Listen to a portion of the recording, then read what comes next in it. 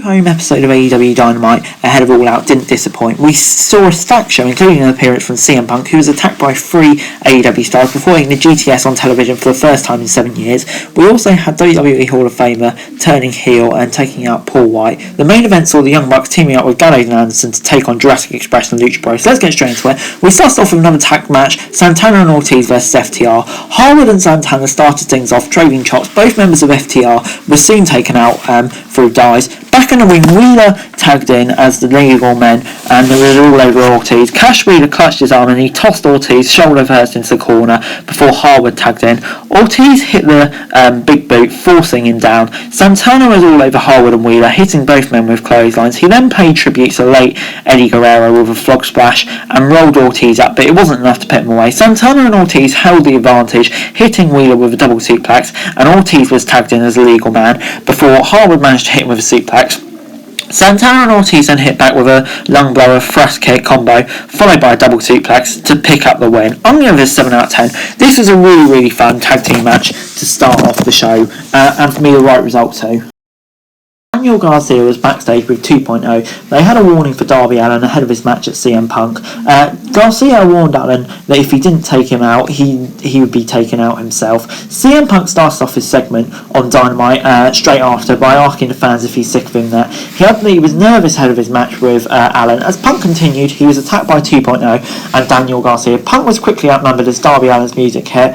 Darby took them out. Meanwhile, Punk was back on his feet, throwing rights and lefts at Jeff Parker. CM Punk then hit Parker with a GTS, and Sting laid out Lee with a Scorpion Death Drop, and Allin hit Garcia with a Coffin Drop. Punk and Darby then got in each other's faces. Sting took the mic. The Icon said he was pleased to share a ring with Sting, and they added that it would be a great match. They stared each other down. This was just brilliant. CM Punk finally getting physical again. We've waited for ages for this, and there was a nice little confrontation afterwards. It got me really hyped for this match, I can't lie, even more hyped than I already was. Next on Dynamite, we got an interview from MJF filmed earlier. Tony Schiavone introduced MJF as one of the most despicable people he knew. The Pinnacle leader slammed Schiavone for the interview before addressing Jericho, saying that the former AEW champ's career was unparalleled. However, MJF said he would replace Jericho. MJF added that, like Muhammad Ali, Jericho had come back one too many times, even though his body was unable to keep up. He added that beating Jericho 3 times in a row would ruin his legacy. He also added that for some reason Jericho put his music on the line would be the same reason why his music died. Another dark promo by MJF, but it was a fantastic way to build to the match and just really puts him over as a heel.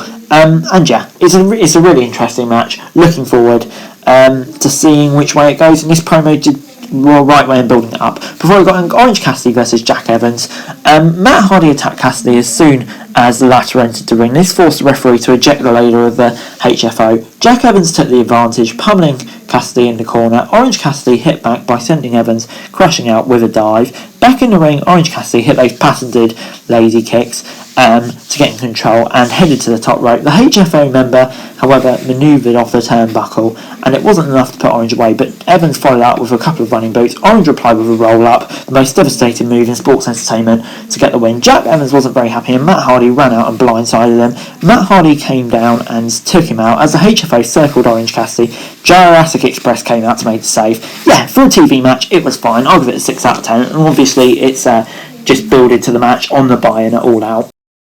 Jim Ross was introducing Chris Jericho to address his match with MJF at All Out. Jericho started by saying his main event journey as a wrestler began in Chicago, and it was JR who recruited him. Jim Ross asked Jericho why he had selected putting his career on the line, because Jericho answered that he called MJF a piece of shit, and Jericho said that there were many similarities between him and MJF, and the only difference was that the latter had 3 wins over him. Jericho said that the losses burned into his brain and he needed to beat MJF. Jericho then said he needs to beat MJF because if he didn't, it was time for his time in the ring to end. Jericho then added that MJF wouldn't take away from him. The only way he would do that is by breaking every one of MJF's bones and get rid of him. Yeah, basically, Passion Jericho promo. It was fun, just did what the Maxwell Jacob Freeman promo did earlier. Before we got Brian Cage versus Powerhouse Hobbs.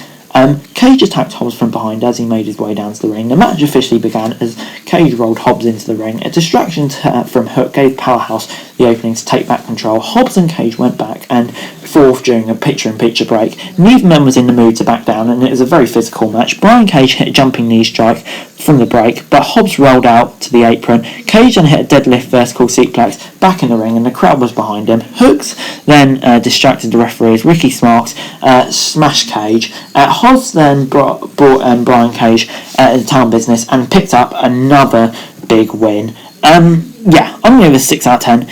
I'm still not convinced on Cage's babyface, but yeah, Hobbs getting a win. The storyline's going on. It's not my favourite thing, but it was fine. All Out on Sunday, QT Marshall was in the ring with members of the Factory and called out Paul White. White obliged and was quickly swarmed by members of the Factory. However, White was too powerful. He took out nearly all members of the Factory before the Gun Club came out to back him. QT was trying to bring in a steel chair, but Billy Gunn grabbed it, forcing him to back off. As QT Marshall stared Paul White down, Billy Gunn turned heel and attacked White with the chair. White tried to get back to his foot, but Billy caught him with another shot. Gun Club left and QT beat him down, and Paul White, he was in bad shape, and yeah, they were going to really make it or not to All Out. Did not see this coming, but definitely adds another dimension to this story. I thought it was just going to be a basic one, but clearly not.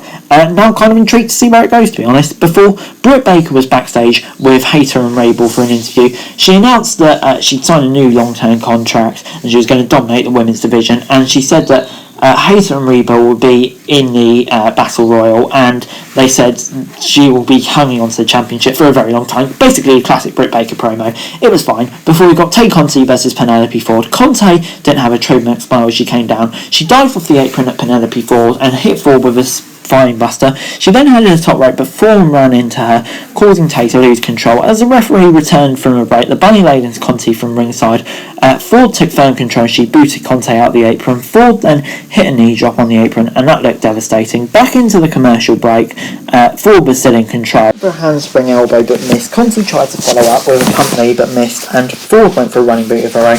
Conti then locked in a modified calf crusher, but Ford reached the bottom rope. Conti replied with a roll up, but only got a 2 count. The bunny tried to get involved from ringside, but Conti pushed Ford into her before rolling her up for the 1, 2, 3. Penelope Ford and the bunny laid in to take Conti after the match. Anna Jay's music hit as she made the save and announced that she will be in the Women's Casino Battle Royale. I'll give this a 6 out of 10. It was kind of your typical women's match on Dynamite, but yeah, at least there were some stories involved. It wasn't dreadful. It was probably one of the worst things on the show, but it wasn't dreadful by any means. I'll give it a 6 out of 10.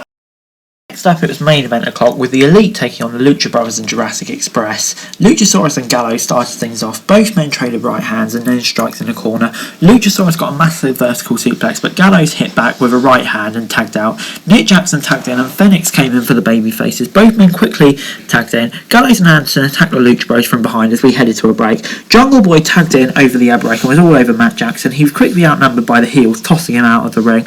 The Elite quickly isolated Jungle Boy in the corner and continued to wear him down while trading tags. Jungle Boy looked to be in trouble and clearly had to tag out soon as possible to get back in control.